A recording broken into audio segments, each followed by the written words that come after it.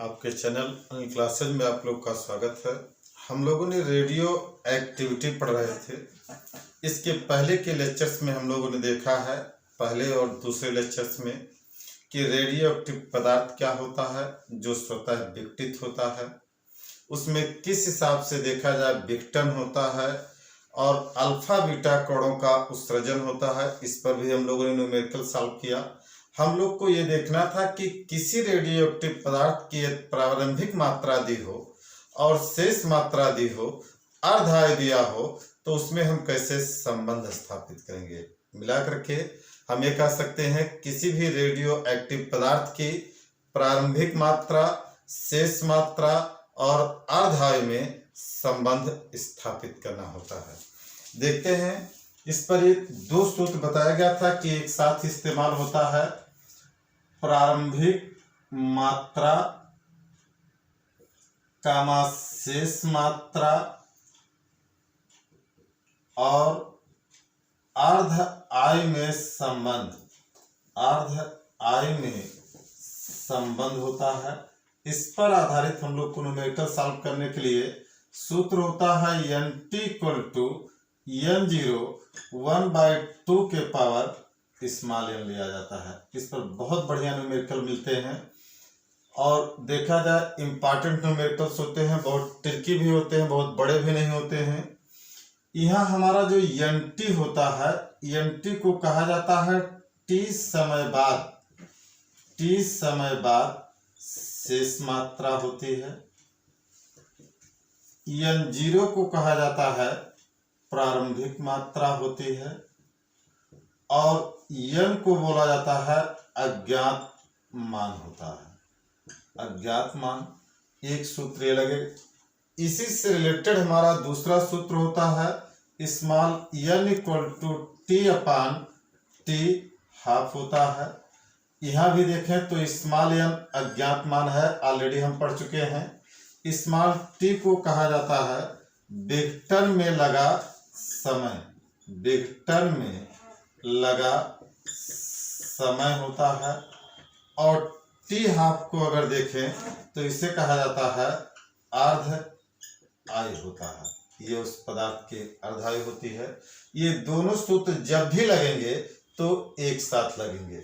अब इसी पर आधारित हम कुछ न्यूमेरिकल्स को ट्राई करते हैं। जैसे हमको बताया गया, रेडियो एक्टिव पदार्थ की प्रारंभिक मात्रा 32 ग्राम, इसका 2 ग्राम शेष बचने में कितना समय लगेगा यदि अर्धायु हमको 20 दिन हो।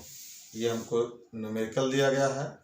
पहला काम हम क्या करेंगे, न्यूमेरिकल्स को इजी करने के लिए जो भी हमको गिवन डाटा होता है सिंबल के साथ उसको नोट कर लेते हैं। जो हमारा अननोन फैक्टर होता है उसको भी हम क्वेश्चन मार्क के साथ नोट कर लेंगे।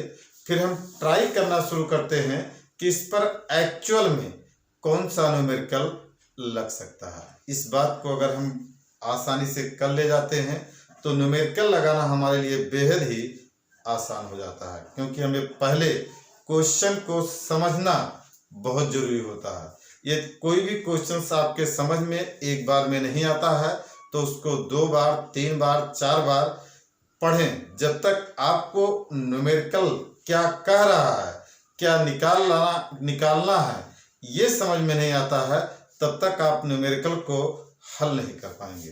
देखते हैं, रेडियो एक्टिव पदार्थ की प्रारंभिक मात्रा, प्रारंभिक मात्रा को हम किससे दिखाते हैं, N0 से। N0 = कितना हो गया, 32 ग्राम, 32 ग्राम हो गया। इसका 2 ग्राम शेष बचने में, इट मीन्स ये क्या हो गया, NT कितना हो गया, 2 ग्राम। और कहा गया शेष बचने में कितना समय लगेगा, इट मीन्स T को क्या कर दिया गया, अननोन। और इसकी अर्धायु दिया गया है 20 दिन, इट मीन्स T हाफ बराबर हो जाएगा अर्धायु, T हाफ से दिखाया जाता है। यह हमको दिया गया 20 दिन। अब इस गिवन डाटा के बिहाफ पर हम इस फार्मूले को ट्राई करें। अगर हम पहले इस फार्मूले लगाएं तो इसमें हमें n भी अज्ञात है, क्योंकि ऑलरेडी अज्ञात मान है। टी जो हमारा है वेक्टर में लगा समय, ये भी अज्ञात मान है, केवल हमको अर्ध आयु दिया गया। इसलिए अगर हम पहले इस सूत्र को इस्तेमाल करें तो हम दो अज्ञात एक सूत्र से नहीं ज्ञात कर सकते। इसलिए इसमें अगर हम देखें तो एन टी हमको दिया गया है 2 ग्राम, एन जीरो हमको दिया गया है 32 ग्राम। इसमें एक ही अननोन है एन। पहले इससे हम एन ज्ञात कर लें, फिर इस सूत्र में एन और टी हाफ को रख देंगे, फिर हमको सरलता से टी मिल जाएगा। तो कहा जाएगा इसमें कि चूंकि एन टी इक्वल टू होता है एन जीरो और 1/2 के पावर एन होता है। एन टी की वैल्यू कितनी हो जाएगी 2 ग्राम, एन जीरो की वैल्यू 32 ग्राम, 1/2 के पावर एन आ जाएगा। इसको इस साइड पक्षांतर कर लें, 2/32 बराबर हो जाएगा 1/2 के पावर एन हो जाएगा। 2 एकन्ने 2 और 16 दूना 32 हो जाएगा। इधर आ गया 1/16। अब इसको सॉल्व करने के लिए हमें क्या करना होगा, 1/16 को अगर हम देखें तो इसको 1/2 के पावर में लिख लेते हैं। 1/2 के पावर में लिखने के लिए क्या करते हैं इसको कि 1/2 गुणे 1/2 गुणे 1/2 गुणे 1/2, 2 दूना 4 दूना 8 दूना 16, ये बराबर कितना हो गया 1/16 और बराबर आ गया 1/2 के पावर एन। इस साइड पर लिख लिया गया। अब इसको हम लिख सकते हैं 1/2 के पावर 4 बराबर 1/2 के पावर एन हो जाएगा। अंदर की वैल्यू सेम हो गई, घातांक इनके बराबर हो जाएंगे। It means N equal to आ जाएगा 4 हो जाएगा। यहाँ पर अगर ये हमारा एन इक्वल टू 4 हो जाता है, हमको निकालना क्या था स्मॉल टी, तो अब हम लिख सकते हैं यहाँ से कि चूंकि स्मॉल एन इक्वल टू होता है टी अपॉन टी हाफ, इसलिए अगर देखें तो स्मॉल टी इक्वल टू हो जाएगा N into T half. N की अगर वैल्यू की बात करें तो एन इक्वल टू कितना आ गया 4 और टी हाफ हमारा कितना दिया गया है 20 डेज, इसलिए कितना आ जाएगा 24 जा 80, ये आ जाएगा। 80 दिन बाद अगर देखें तो ये 32 ग्राम का इसकी शेष मात्रा कितना बच जाएगा 2 ग्राम बच जाएगा।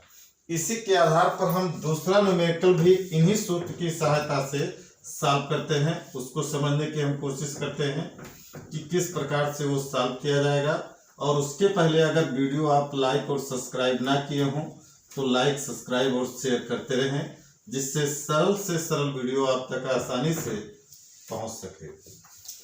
दूसरा हम न्यूमेरिकल देखते हैं, रेडियो एक्टिव पदार्थ की अर्धायु 2 वर्ष है। क्या कहा गया अर्धायु, अर्धायु मीन्स हो गया टी हाफ, टी हाफ कितना हो गया 2 वर्ष हो गया। ठीक, इसके बाद कहा गया 1/8 भाग शेष बचने में, it means N T equal to हो गया 1/8 भाग। अगर देखिए किसी भी चीज को जब हम परसेंटेज में बात करते हैं तो प्रारंभिक मात्रा को 100 मानते हैं, और जब हम किसी भी चीज को भिन्नात्मक में बात करते हैं तो प्रारंभिक मात्रा को 1 माना जाता है। इसलिए अगर हम इसकी प्रारंभिक मात्रा की बात करें तो इसकी प्रारंभिक मात्रा होती है 1। तो कहा गया कितना समय लगेगा, टी हमको इसमें पूछा जा रहा है। फिर हम इन्हीं फार्मूलों का इस्तेमाल करेंगे। अगर हम इसमें आ जाएं तो एन भी अननोन हो जा रहा है, टी भी, ये फार्मूला लागू नहीं हो पाएगा। इसलिए पहले हम इसी फार्मूले को इस्तेमाल करते हैं। तो ये हो जाएगा चूंकि एन टी इक्वल टू होता है एन जीरो 1/2 के पावर एन हो जाएगा। एन टी की वैल्यू कितनी दी गई है 1/8, ये इक्वल टू आ जाएगा 1/2 के पावर हो जाएगा स्मॉल एन। इसको यदि हम फैक्टराइज करते हैं तो लिख सकते हैं यहाँ से कि 1/2 इंटू 1/2 इंटू 1/2, 3 टाइम्स लिखना पड़ रहा है। इसको हम कंप्रेस करके लिख सकते हैं 1/2 के पावर 3 इक्वल टू 1/2 के पावर एन हो जाएगा। ये अंदर की वैल्यू सेम होने के कारण एन इक्वल टू कितना आ जाएगा 3, और यदि हमारा एन इक्वल टू 3 आ जाता है तो एन इक्वल टू होता है टी अपॉन टी हाफ होता है। और इससे अगर हम सॉल्व करें t इक्वल टू कितना हो जाएगा, तो n इंटू टी हाफ हो जाएगा। यहाँ n की वैल्यू बात करें तो ये होती है 3 और टी हाफ की बात करें तो कितना दिया गया है, 2 वर्ष हो जाएगा। ये 3 2 जा 6 ईयर्स आ जाएगा। इट मीन्स ये हो गया कि कोई भी रेडियो एक्टिव पदार्थ अपनी प्रारंभिक मात्रा का 1/8 भाग शेष बचने में जो समय लेगा वो कितना लगेगा, 6 वर्ष का समय लगेगा। इसी के साथ